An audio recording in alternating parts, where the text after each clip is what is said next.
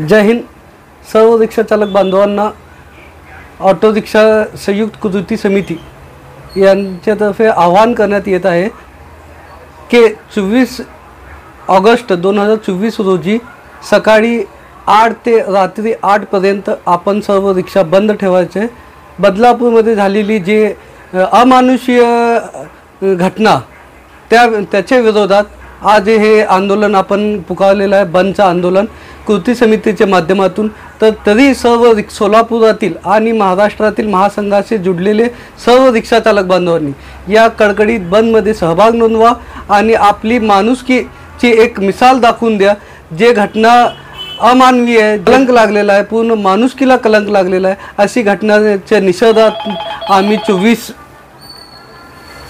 24 August 2024 सकाळी 8 ते रात्री 8 पर्यंत रिक्षा बंद करण्याचं आव्हान आम्ही सर्व रिक्षा चालकांना सर्व संघटनांनी मिळून एकजुटीने आवाहन करत आहे. तरी आपला सहभाग नोंदणं खूप आवश्यक आहे. जय हिंद, जय महाराष्ट्र, जय महासंघ.